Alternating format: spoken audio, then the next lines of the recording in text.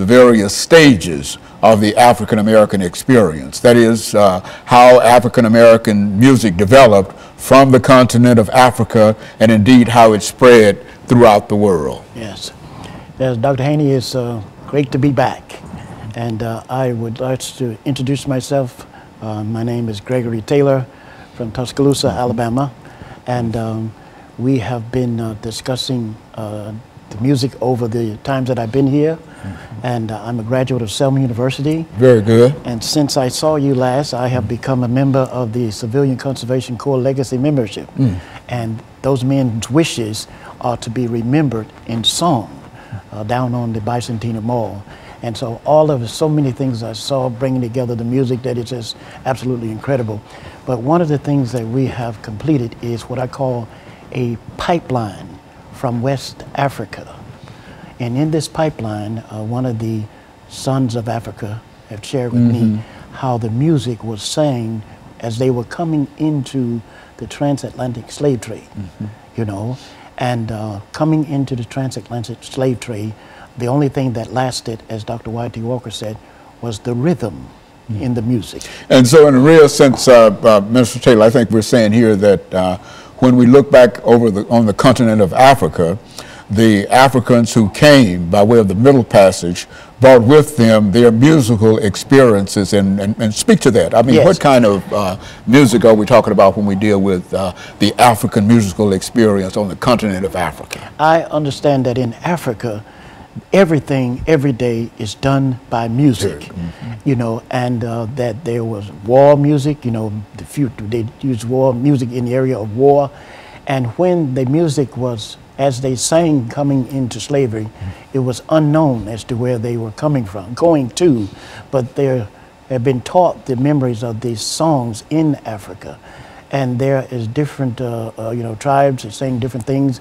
They have different drum beats in Africa than what they have in other parts of America, the African American music. And it is basically those things, but what is most interesting is coming into the transatlantic slave trade and how horrible and difficult that was. But the only thing that lasted, again, was the rhythm. And when Booker T. Washington came back from Africa to America, he said that the children of Africa in the southern plantations have a note of sorrow in their music that you don't find in other African American music in the country of America. No, go on. And this is the great Booker T. Washington, founder of Tuskegee, Alabama. I mean, Institute in Alabama, the school that you probably know well. But go on and speak it to. Okay, and he said that the children in the southern states, we have a note of sorrow in our music, and it's really not understood in a lot of other African American communities in America, and it's one of the reasons for conflict in terms of music. Even here today, in the area of music, you have disconnects where if they could bring the music together, it would do so much to help heal the country. One of the radio hosts at WHBB, Randy Williams, he said that if the African American community respected the power in their music, it would do a lot to do away with the violence that is going on today.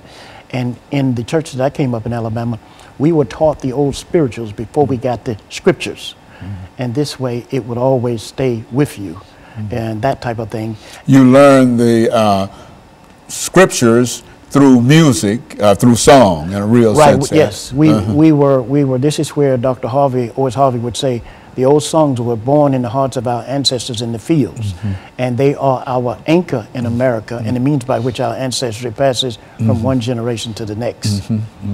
And so what we're going to do, Minister Taylor, is to take our first commercial break, and then we'll come back and we'll give you an opportunity to talk about the African music as it will now appear in the New World. And of course, we'll be back with our audience following this very, very short commercial break.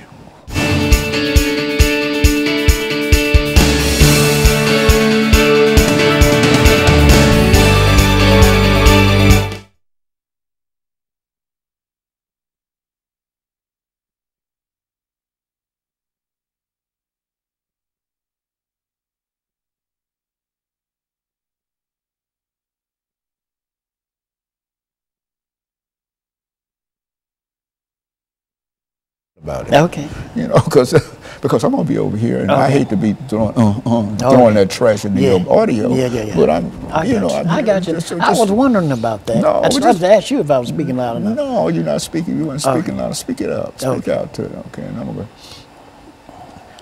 Let me set the tone for when to come back. We passed the... No, this is 6 minutes, and now we're getting into commercial. And then when I come back, this is 8 minutes. Okay, now will this be the transatlantic? No, we are in America now. Yeah, in America. Okay, slavery. Slavery, okay. Okay. Slavery in Mexico, okay. Now I'm going to set the tone in terms of how I want you to speak and the I got you. Sound, okay. I got you. Because it's excellent information, but you seem to be holding it back and whispering to me, and I said, I don't know. But, it's been a long time. You're doing excellent. You're doing excellent. Because you got information. See, that's all it takes. You got information. Yes. So if you don't have any information, then it's a real problem. That's right. But I know you've got information because we've had you so many times before, and you're talking about it now. But I want you to sort of raise that level. Yeah, this is the area which I'm most acquainted with. Yeah. See, I've got 30 seconds. Okay.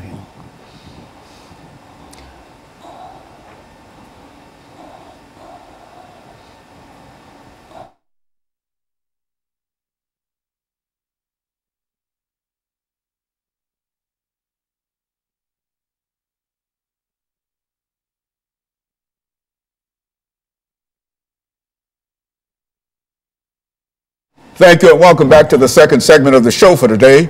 We're talking to Minister Gregory Taylor, and he's giving us some information in reference to the stages of African-American music. That is, African-American music from the continent of Africa. And in a real sense, I think, as you've already demonstrated, Minister Taylor, African-American music will eventually go all around the world. And so let's pick up from where we left off and give you an opportunity to talk about it at where you wish to start. Sure. Now I can pick up in the area of the Deep South. And in the Deep South, as I had said about Booker T. Washington and the late Dr. Owens Harvey, who said, the old spirituals, this is very important, the old spirituals were born in the hearts of our ancestors in the fields. And in the Caribbean, they even referenced to the fact that they knew when they got out of slavery that they didn't have health care or anything like that, but their medicine was in the music. And that's the same thing here in America. And in the area which I came up in, we were taught to always stay near the church where the old songs are sang, because they are our anchor and they're the means by which our ancestry passed from one generation to the next. And the church was like our musical hospital. The first civil rights movement actually took place in Mississippi in a music studio. It wasn't the one that people think it actually was. And I recall when they rewrote the songs in the 60s and went into the streets and sang them. When they come back, Dr. Haney, they were not the same singers they left as. These are key points, and it's very important in order for us to bring the music back that will help heal the country. And one of the professors at Emory University has said, after studying all the families around the world, he concluded that the healing of the American family will start with the point of the old spirituals. And the maestro here, I heard him say in a chemistry class at Vanderbilt University that there's a composer who wrote that one day music will play a great role in saving the world. I believe that we are in that day today. And I've kept my music pure. I'm probably the purest person in America when it comes to music. And this past Sunday, I actually decided to only go to Sunday school because I don't want to see, for me to make my music pure, to mix it up, that's lose money, you know. And so when you say that you kept your music pure, yes, it means that you don't mix music that you use in Sunday school, church, with church worship music or worship music. Right. No. I don't mix it. And one of the other things that have taken place here, the old songs which are born in the hearts of our ancestors in the fields, that was when the European American owned the field.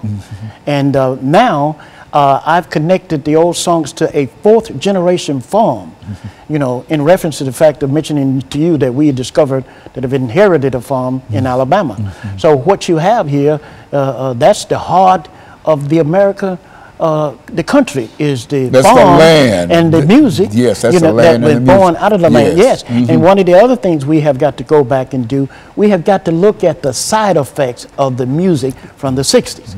And see, like a lot of African Americans have OD'd on the MLK dream and this freedom song, suffering from mental indigestion of the 60s. You can't sing. Well, you can't sing nothing but freedom songs and protest music, you know. And these are things we have got to discuss. And you know, Dr. Haney, I believe today we have got to do more discussing music rather than singing music. Well, I think that's what we're trying to do here now, Minister. That is to talk about the music that you know and the music that we've used for all kinds of purposes. I think you've indicated that music was used in the civil rights movement. It was a way that we protested. But we also know that music was also an element of entertainment. When we talk about slavery and the African musical tradition during that period, how did Africans express themselves in music on plantations? Well, one of the excellent examples of that is about 2005. Oprah Winfrey had a gala, and she had all of those singers to come together. Maria Shriver, one of the ABC News persons, and they were all singing what I call the modern entertainment type hymns and spirituals. And you had the young singers there, and they were just amazed because they had never seen this aspect of our heritage people. Everybody was amazed, but one of the key things, and I think Sidney Poitier said this, that it was so spontaneous. You know, you can't control it. And in the spontaneity of the music is what makes it what it is. And what I remember was the singer named, I believe, Alicia Keys. She actually caught the spirit of the music. She said, this is something that we have got to keep going.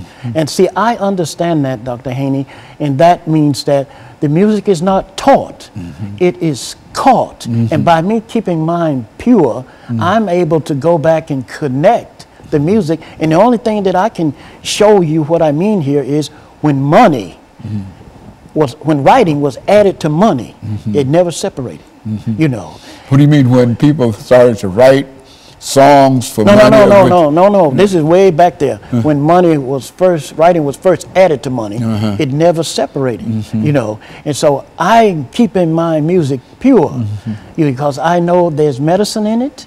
It is needed today to help heal. And Dr. Bradley's music was used in the 60s to diffuse racial tension, you know, across the country. And then that mentioned about President Reagan's funeral music.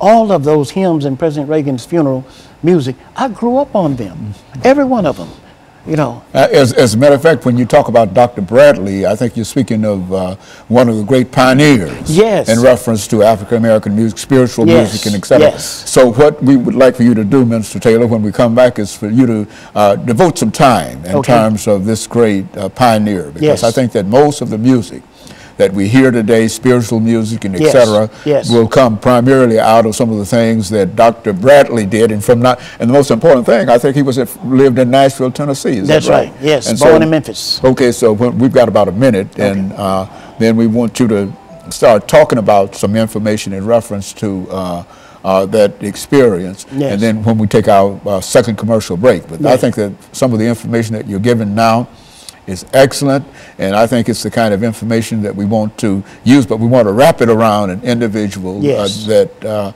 you believe. I know because we've had conversations in reference to Dr. Bradley before. As a matter of fact, I think you gave me a book dealing with Dr. Bradley, and so I know that you've got a lot of information in reference to it. And so when we come back, then we'll talk about Dr. Bradley, and we'll be back with our audience following this very, very short commercial break.